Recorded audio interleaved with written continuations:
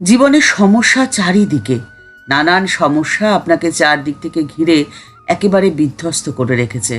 কিন্তু তার মধ্যেও ভালো থাকতে হবে আর নিজেকে ভালো আপনাকে রাখতে হবে। কিন্তু কিভাবে? শেষ পর্যন্ত আজকের পর্বটি দেখুন। এই প্রশ্নের উত্তর রয়েছে আজকের পর্বে।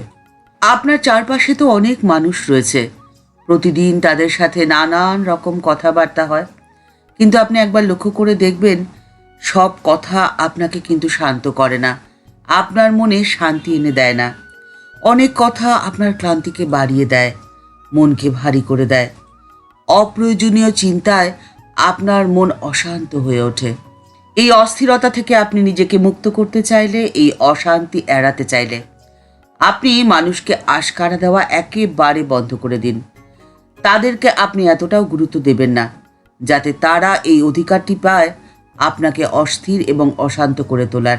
অকারণ বিতর্ক, অহেতুক তুলনা আর অনর্থক সমালোচনা, এগুলো থেকে আপনি নিজেকে যতটা দূরে রাখতে পারবেন, আপনি নিজেকে ঠিক ততটাই ভালো রাখতে পারবেন। কারণ এই সমস্তর মধ্যে দিয়ে আপনি ধীরে ধীরে অস্থির এবং অশান্ত হয়ে উঠবেন। কারণ এই প্রত্যেকটি তো ঋণাত্মক শক্তি, আর এই ঋণাত্মক শক্তির প্রভাব আপনার মধ্যে যত বেশি হবে, আপনার অন্তরের আসরিক শক্তি ততটাই বেড়ে যাবে।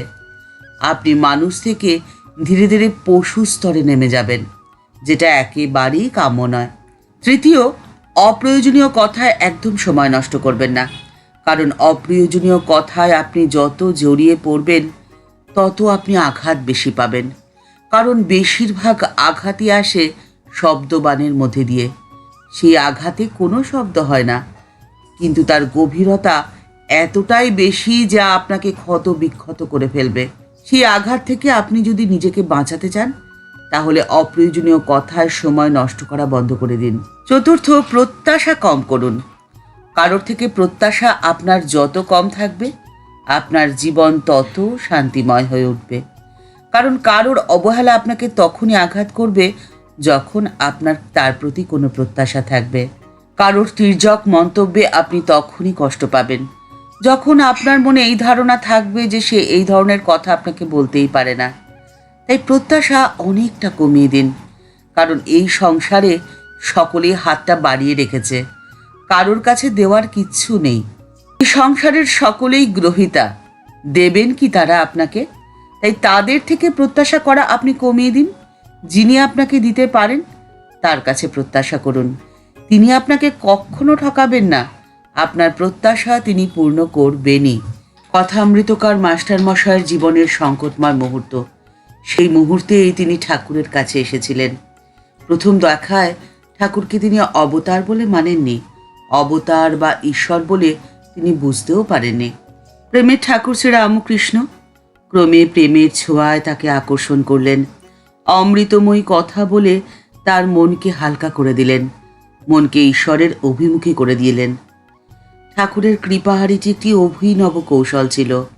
ঠাকুরের অমৃত কথা মাস্টারমশাইয়ের কানে যেন অনুরণিত হচ্ছিল।